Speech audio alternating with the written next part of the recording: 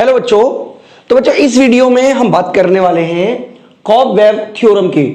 तो जो cob-web theorem है ये काफी इंपॉर्टेंट है, खासतौर पे जो इग्नो में एमए इकोनॉमिक्स कर रहे हैं, MEC 101, उनमें ये क्वेश्चन कई बार पूछा गया है। इसके अलावा यूपीएससी इकोनॉमिक्स ऑप्शनल के लिए काफी इंपॉर्टेंट क्वेश्चन है और इकोनॉमिक्स नेट के लिए भी क्वेश्चन इंपॉर्टेंट है। तो आप इस क्वेश्चन को जरूर कीजिएगा, मैं उम्मीद करता हूं कि आपको टॉपिक समझ में आ जाएगा। तो अगर हम बात करें बच्चों कॉब-वेब थ्योरम की, तो कॉब-वेब थ्योरम जो है वो हमें बताती है कि अगर डायनामिक स्थिति होगी तो उसमें स्टेबिलिटी और अनस्टेबिलिटी कैसे मिलेगी एक इकोनॉमी में। देखिए मैं आपको सबसे पहले तो बहुत ही सिंपल तरीके से बताना चाहता हूं कि डायनामिक और स्टैटिक इकोनॉमिक्स जो इकोनॉमिक्स होती है उसमें क्या अंतर है। हमने ऑलरेडी लेसन नंबर 1 में पढ़ा हुआ है, आप एक बार वीडियो देख लीजिएगा। देखिए डायनामिक का मतलब स्टैटिक मतलब स्थैतिक हिंदी में बोलते हैं। तो स्टैटिक इकोनॉमी में क्या होता है, जैसे मान लीजिए डिमांड बढ़ी तो डिमांड बढ़ने से प्राइस बढ़ेगा, ठीक है, और प्राइस बढ़ने से सप्लाई बढ़ेगी और सप्लाई बढ़ेगी तो प्राइस गिरेगा। ये इसमें किसी भी तरीके का टाइम लैग नहीं है, यानी कि जब हम स्टैटिक एनालिसिस करते हैं तो जो टाइम लैग है उसको हम कंसिडर नहीं करते। लेकिन जो हमारा डायनामिक होता है, डायनामिक में हमेशा हम टाइम लैग को एक एनालिसिस करते हैं। यानी कि अगर मान लीजिए डिमांड बढ़ती है तो डिमांड बढ़ने से प्राइस बढ़ेगा, लेकिन सप्लाई बढ़ने में टाइम लगेगा, हो सकता है 6 महीने लग जाए, हो सकता है 1 साल लग जाए। तो जब हम टाइम लैग को कंसीडर करते हैं तो हम कहते हैं उसको एक तरीके से आप कह सकते हो डायनामिक एनालिसिस। तो ये डायनामिक एनालिसिस करेगा डिमांड एंड सप्लाई का और ये बताएगा कि स्टेबिलिटी और अनस्टेबिलिटी कब मिलेगी कब नहीं मिलेगी। तो बच्चों मैं बहुत ही सिंपल तरीके से आपको बताना चाह रहा था, तो मैं आपको बहुत सिंपल तरीके से बता देता हूं कि देखिए जब डिमांड एंड सप्लाई एक दूसरे के बराबर होती है, चलिए मैं डायग्राम से ही समझा देता हूं। हालांकि ये डायग्राम उसका नहीं है, मुझे बाद में ये मिटाना पड़ेगा, ठीक है। मैं आपको सिंपल तरीके से समझाने की कोशिश करता हूं। देखिए मान लीजिए ये डिमांड है, ये सप्लाई है, ठीक है। ये बताना तो हमें किसी और चीज के लिए था, लेकिन क्योंकि स्पेस की कमी है इसलिए यही बता रहे हैं। ये डिमांड एंड सप्लाई है जो एक दूसरे को इंटरसेक्ट कर रहे हैं। तो ये जो प्राइस है ये डिसाइड हुआ, इक्विलिब्रियम प्राइस है, ये EP है। लेकिन इक्विलिब्रियम प्राइस का मतलब मार्केट प्राइस नहीं होता बच्चों, ये आपको पता होगा। मार्केट प्राइस कई बार इससे ज्यादा भी हो सकता है। मान लीजिए मार्केट प्राइस ये वाला है, ठीक है। तो जैसे ही मार्केट प्राइस बढ़ता है आप देखेंगे कि जो सप्लाई है it will be more than demand, ठीक है। तो सप्लाई जो है डिमांड से ज्यादा है, यानी कि इकोनॉमी में क्या करेगा, जैसे ही प्राइस ज्यादा होता है इकोनॉमी ज्यादा सप्लाई करने की कोशिश करेगी और ज्यादा सप्लाई हो जाएगी मतलब मार्केट में, और फिर से प्राइस गिर जाएगा। यानी कि एक तरीके से स्टेबिलिटी ऑटोमेटिकली अचीव हो जाएगी। लेकिन जितना आसान हमें बताया गया है एक्चुअल में उतना आसान होता नहीं है। देखिए यहां पे भी इसी तरीके से अगर मान लीजिए प्राइस नीचे होता है तो वो प्राइस जो है वो बराबर बराबर हो जाएगा। मतलब जितना आसानी से हमने डिमांड एंड सप्लाई एक दूसरे को इंटरसेक्ट कर लेते हैं, बराबर कर लेते हैं, उतनी आसानी से ये बराबर होते नहीं है। मैं आपको कुछ एग्जाम्पल के रूप में बता सकता हूं। मान लीजिए हम एग्रीकल्चर प्रोडक्ट की बात कर रहे हैं। मान लीजिए एग्रीकल्चर प्रोडक्ट में जो प्राइस है एग्रीकल्चर प्रोडक्ट का, यानी कि आप मान लीजिए गेहूं का, चावल का, दाल का, इनकी कीमतें बढ़ जाती हैं। तो ऐसा नहीं है कि इनका उत्पादन एकदम से बढ़ जाए, इनमें टाइम लैग होता है। तो उस टाइम लैग को ही हम कंसिडर करेंगे और उसी टाइम लैग यानी कि एग्रीकल्चर प्रोडक्ट में जो टाइम लैग होता है उसी को कंसिडर करते हुए जो थ्योरम बनाई गई उसको हम बोलते हैं कॉब-वेब थ्योरम। तो इसमें कई लोगों का कंट्रीब्यूशन है, जिसमें से हेनरी शुल्यूज, मैं नाम अगर आप पढ़ लीजिएगा, शुल्यूज, ठीक है, जिम टेम्बरगन और ऑल्थस हान्यू, ये नाम इंपॉर्टेंट है। तो बच्चों थ्योरी क्या कहती है मैं आपको वो बताऊं, क्योंकि सबसे पहले तो आपको पूरा का पूरा एनालिसिस करना पड़ेगा। तो थ्योरी कहती है the cobweb theorem is an elementary piece of dynamic analysis which, ये क्या बताता है, demonstration the effects of change in price on the output of product where there is a lag between decision of product producer and output becoming available. यानी कि ये जो है cob-web theory एक तरीके का डायनामिक एनालिसिस है जो हमें बताता है कि कीमत बढ़ने से आउटपुट किस तरीके से चेंज होगा या आउटपुट किस तरीके से चेंज होगा अगर आउटपुट में टाइम लैग है। यानी कि अब ये कह सकते हो कि जब आउटपुट मतलब आप कह रहे हो आपके डिसीजन लेने में और एक्चुअल आउटपुट होने में जब टाइम लैग होता है तो उस केस में किस तरीके से प्राइस जो है वो आउटपुट को एडजस्ट करता है, उसी प्रक्रिया को समझने का नाम है कॉब-वेब थ्योरम।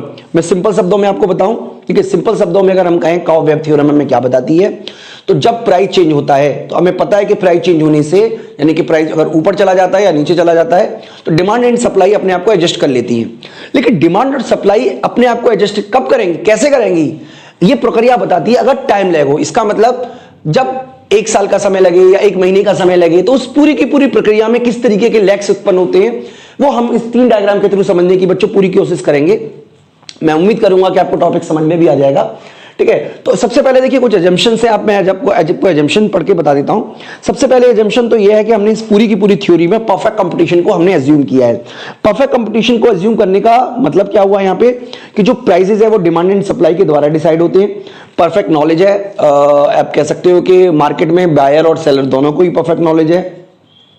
ठीक है, दूसरा ये हमने माना है कि जो इकोनॉमी मतलब एक तरीके से जो डिमांड एंड सप्लाई की जो कंडीशंस है वो सेम रहती है, यानी कि किसी भी तरीके का प्राकृतिक आपदा नहीं आती या लोगों का टेस्ट एंड प्रेफरेंस सेम है।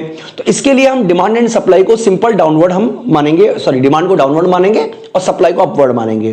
ठीक है, इसके अलावा बच्चों जो उत्पादन है वो एक डिसकंटिन्यू प्रोसेस है, मतलब मैं आपको बताना चाहता हूं कि जैसे फार्मर है, फार्मर क्या करेगा, मान लीजिए आलू का प्राइस 10 रुपए है, तो वो जब आलू के 10 रुपए प्राइस पर उत्पादन करेगा तो उत्पादन अगले साल आएगा। ये भी आप याद रखिएगा कि टाइम लैग अवेलेबल मौजूद होता है। ठीक है बच्चों, तो ये भी आपको याद रखना है।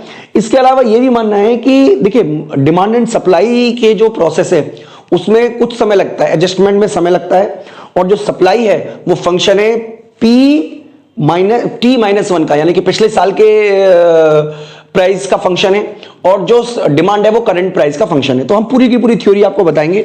इस पूरी थ्योरी में हम 3 टॉपिक में हम इसको डिस्कस करेंगे, यानी कि 3 इसके हिस्से हैं। सबसे पहला तो बच्चों ये है हमारा, ये सेकंड है और ये थर्ड है। ठीक है, तो सबसे पहला हमारा है जिसको हम बोलते हैं हिंदी में केंद्र अभिसरण अथवा परिमंदित, यानी कि इसको डम्प्ड कॉब मॉडल भी बोलते हैं। ठीक है, कन्वर्जेंट या डैम्प्ड कॉब वेब मॉडल।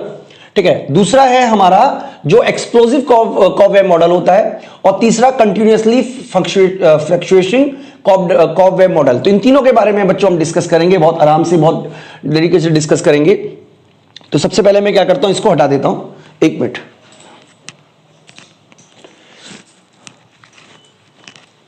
ये हटा देते हैं पहले।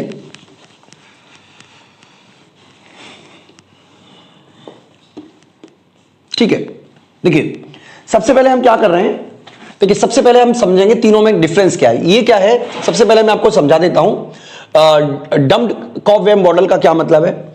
इसका मतलब ये हुआ, या परिमंदित का मतलब धीरे धीरे घटना, यानी कि इसमें कीमत बढ़ेगी, फिर कीमत घटेगी, फिर कीमत बढ़ेगी, फिर कीमत घटेगी, फिर कीमत बढ़ेगी, फिर कीमत घटेगी, लेकिन बढ़ने और घटने की स्पीड जो है वो लगातार घटती चली जाएगी। यानी कि अगर मैं डायग्राम से समझाने की कोशिश करूं बच्चों, तो कीमत जो है वो इस तरीके से पहले बढ़ेगी, फिर घटेगी, लेकिन ये उतार चढ़ाव धीरे धीरे कम होते चले जाएंगे, और एक समय के बाद ये स्थिर हो जाएगा। तो इसको हम बोलते हैं बच्चों डैम्प्ड कॉब वेब मॉडल, यानी कि परिमंदित मकड़ी जाल। ठीक है, इसलिए इसको डायनामिक स्टेबल केस कहते हैं, क्योंकि यहां पे देखिए स्टेबल हो गया, एक तरीके से ये स्टेबल हो गया। ठीक है, दूसरा जो केस है जिसको हम बोलते हैं केंद्र अपसरण, जिसको कि हम एक्सप्लोसिव कॉब वेब मॉडल बोल रहे हैं। तो इसके अंदर क्या होता है बच्चों, वो भी आप एक बार देख लीजिए। इसके अंदर क्या होता है कि उतार चढ़ाव तेजी से बढ़ते चले जाते हैं। ठीक है, यानी कि कभी भी आप कह सकते हो कि कभी भी एक दूसरे के बाद वापस नहीं आते, इसलिए इसको हम डायनामिक अनस्टेबल केस भी बोलते हैं। तो इसको हम डायनामिक अनस्टेबल केस बोलते हैं, इसको हम बोलते हैं डायनामिक स्टेबल केस।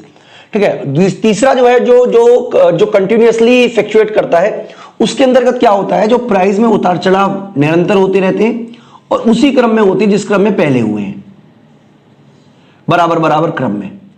तो ये तीनों में बेसिक डिफरेंस है। यानी कि इसके अंतर्गत क्या होता है, मैं आपको फिर से बता देता हूं। इसके अंतर्गत जो कीमतों में उच्चावचन होते हैं, कीमतों में जो फ्लक्चुएशन होते हैं वो लगातार घटते चले जाते हैं, और एक समय के बाद ये स्टेबल हो जाता है। इसके अंदर कीमत में जो फ्लक्चुएशन होते हैं वो लगातार बढ़ते चले जाते हैं, और कभी भी वो वापस में नहीं आते। इस केस के अंदर एक सीमा होती है, उस सीमा के अंदर ही जो कीमतें वो बढ़ती और घटती रहती है। ठीक है, तो इसके पीछे क्या वजह है वो भी हम समझने की कोशिश करेंगे बच्चों। इसके पीछे वजह है हमारा slope of demand and slope of supply. तो डायनामिक स्टेबल केस में जो स्लोप ऑफ सप्लाई कर्व होता है वो स्लोप ऑफ डिमांड कर्व से ज्यादा होता है। डायनामिक अनस्टेबल केस में जो स्लोप ऑफ डिमांड कर्व होता है वो स्लोप ऑफ सप्लाई कर्व से ज्यादा होता है। और तीसरा जो केस है उसमें दोनों का ही स्लोप बराबर होता है। तो बच्चों किस तरीके से स्लोप इन्फ्लुएंस करता है वो मैं डायग्राम के थ्रू आपको समझा देता हूं। देखिए हम बहुत ही सिंपल तरीके से समझाने की कोशिश कर रहे हैं, इसलिए हम क्या करते हैं, तीनों ही केसेस में हम डिमांड को एक ही स्लोप में ले लेते हैं। तीनों ही डायग्राम में हमने डिमांड को एक ही स्लोप में ले लिया है ताकि अगर आपको किसी भी तरीके की कोई दिक्कत ना हो। तो चलिए हमने डिमांड को एक ही स्लोप में ले लिया है तीनों ही केसेस में, ठीक है। इस वाले केस में क्या होता है, सप्लाई का स्लोप ज्यादा होता है, तो सप्लाई जो है वो मोर स्लोप वाली बना लेते हैं। चलिए सप्लाई जो है वो मोर स्लोप की बन गई है, आप देखिएगा ज्यादा स्लोप है, ठीक है। ये डायग्राम एक्चुअल में यहां आना चाहिए था लेकिन वो हमने यहां बना दिया है, ठीक है। तो ये एक्चुअली में यहां पे बराबर बराबर होना चाहिए था, लेकिन हमने, आप प्लीज कर लीजिएगा कंसिडर इसको। इस वाले केस में जैसे मान लीजिए ये हमारा जो एंगल है ये 60 डिग्री का एंगल है, ठीक है। ये हमारा 30 डिग्री का एंगल ले लेना बिल्कुल, यानी कि इसमें जो स्लोप है वो कम हो गया। और इस वाले में देखिए बराबर बराबर स्लोप ले लेते हैं किसी भी तरीके से, तो ये हमारा स्लोप की हमने बात कर दी। यानी इस वाले केस में क्या हुआ है, इस वाले केस में जो स्लोप ऑफ सप्लाई कर्व है वो स्लोप ऑफ डिमांड कर्व से ज्यादा है। आप देखिए स्लोप ज्यादा है इसका, ये स्लोप कम है। इस वाले केस में डिमांड का स्लोप ज्यादा है, इसका स्लोप कम है, और इस वाले में बराबर बराबर बनाया हुआ है।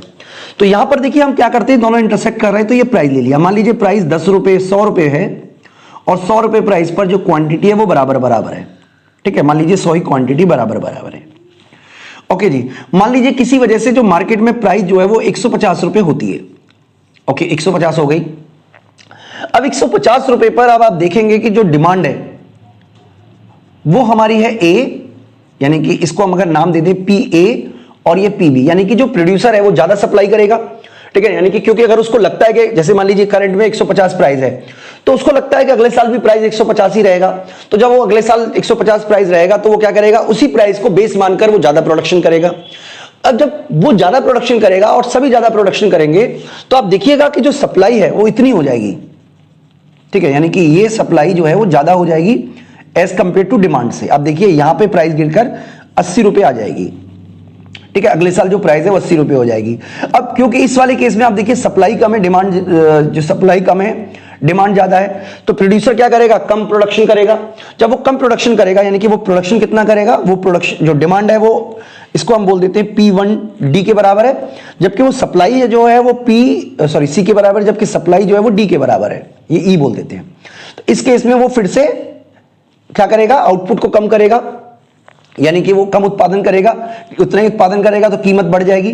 तो इस तरीके से धीरे धीरे करके आप देखोगे ये जो एडजस्टमेंट की प्रोसेस है ये धीरे धीरे कटता चला जा रहा है, यानी कि जो गैप है लगातार आप देखेंगे प्रवृत्ति जो है वो इसके आसपास आने की पाई जा रही है। यानी कि इसके लिए जरूरी क्या है कि जो सप्लाई कर्व है उसका स्लोप ज्यादा हो, ठीक है, अदरवाइज ये डायग्राम आपको इस तरीके का नहीं बनेगा। अगर हम सप्लाई कर्व को कम स्लोप में ले लें, मान लीजिए ये वाला हमने ले लिया है, सपोज कि ये प्राइस था, ठीक है, और ये वाला जो है वो मार्केट में प्राइस जो है मान लीजिए P की जगह P1 अवेलेबल है, ठीक है। मैं चलिए ग्राफ पेन चेंज कर देता हूं, P1 अवेलेबल है, तो आप देखिए इस पर सप्लाई जो है वो ज्यादा होगी, डिमांड कम है। यानी कि अगर प्रोड्यूसर को लगता है कि फ्यूचर में भी प्राइस P1 रहेगी तो वो ज्यादा सप्लाई करेगा, लेकिन अगर वो ज्यादा सप्लाई करता है तो प्राइस जो है वो गिर जाएगा, है ना। प्राइस गिरने से क्या मतलब है कि ये हमारी देखिए इस प्राइस पर जो डिमांड है फिर से ज्यादा हो जाएगी, जबकि सप्लाई जो है वो मतलब आप कह सकते हो कम रह जाएगी P2 प्राइस पर, ठीक है। जिसकी वजह से प्रोड्यूसर क्या करेगा, सप्लाई को घटाएगा, तो सप्लाई घटाएगा तो प्राइस बढ़ जाएगा, जब प्राइस बढ़ जाएगा तो फिर से प्राइस बढ़ जाएगा तो वो ज्यादा सप्लाई करेगा, ठीक है बच्चों। तो इस तरीके से जो प्रोसेस है ये लंबा खींचेगा, इसका मतलब ये एक तरीके का जो गैप है वो लगातार बढ़ता चला जाएगा, ये गैप जो है वो लगातार इंक्रीज होता चला जाएगा। और ये तभी पॉसिबल है जब आप अपने हाथ से डायग्राम बना के देखिएगा। बेसिकली बात क्या है, बेसिकली बात ये है कि जो ऊंची कीमत पर प्रोड्यूसर ज्यादा सप्लाई कर बैठता है तो ज्यादा सप्लाई होने की वजह से जो प्राइस है वो गिर जाता है, और जब प्राइस गिर जाता है तो वो कम सप्लाई करता है, जब वो कम सप्लाई करता है तो प्राइस बढ़ जाता है। यही प्रोसेस को दोहराया जाएगा। लेकिन इस वाले केस में वापस वो जो फ्लक्चुएशन है वो घटते घटते घटते घटते वापस आ जाएगा, और इस वाले केस में जो फ्लक्चुएशन है वो बढ़ता चला जाएगा। बस ये बेसिक अंतर है दोनों में। इस वाले केस को देखिए ध्यान से समझिएगा, ठीक है। ये वाला केस देखिए, आप देखिए मान लीजिए कीमत P1 हो जाती है, मान लीजिए, तो इस केस में प्रोड्यूसर क्या करेगा, ज्यादा सप्लाई करेगा। जब वो ज्यादा सप्लाई करेगा तो प्राइस गिरेगा। यानी कि इस केस में देखिए यहां अगर वो इतनी सप्लाई कर दे, P1 भी सप्लाई कर दे, तो डिमांड और सप्लाई तो इस वाले पे बराबर है ना, यहां पे बराबर है ना, यानी कि जो प्राइस मिलेगा वो कितना मिलेगा, प्राइस मिलेगा P2, ठीक है। अब प्राइस जब P2 मिलेगा तो वो सप्लाई को क्या करेगा, फिर से घटाएगा, और सप्लाई को घटाएगा तो फिर से प्राइस कितना हो जाएगा, यानी कि इसी परिधि के अंदर वो घूमता रहेगा प्राइस। अगर दोनों का स्लोप बराबर है तो वो उसी के अंदर घूमता रहेगा, यानी कि बराबर बराबर प्राइस बढ़ेगा, बराबर बराबर प्राइस जो है वो घटेगा, यानी कि इसी के रेंज में प्राइस जो है वो घूमता रहेगा। तो इसको हम बोलते हैं बच्चों, आप कह सकते हो कि एक तरीके का कंटिन्यूअसली फ्लक्चुएशन वेब मॉडल। तो मैं बहुत ही समरी में बच्चों आपको बता देता हूं। देखिए बहुत ही जबरदस्त तरीके से मैंने कोशिश की समझाने की, आप बुक भी पढ़ लीजिएगा। देखिए इस वाले मॉडल में और इस वाले मॉडल में बस एक ही फर्क है, वो है सप्लाई के स्लोप का। आप अपने हाथ से बना के देखिएगा कि जब आप सप्लाई के स्लोप को ऐसे कर देते हो तो ये वाला जो डिफरेंस है, यानी कि इस प्राइस पर सप्लाई यहां पे आएगी, ठीक है, इस तरीके से, फिर आप इस यहां पे लेके जाइएगा तो ये जो गैप है ये लगातार घटता चला जाएगा, जबकि इस वाले केस में ये जो गैप है ये बढ़ता चला जाएगा, और इस वाले केस में जो गैप है वो कांस्टेंट रहेगा। तो बच्चों वीडियो में तो मैं इतना ही करा रहा हूं। मैं उम्मीद कर रहा हूं कि आपको ये वाले जो वीडियो है ये अच्छी तरीके से समझ में आ गई होगी बच्चों। आप मुझे मैसेज करके बता दीजिएगा कि आपको कैसी लगी वीडियो। इस वीडियो में इतना ही, थैंक यू।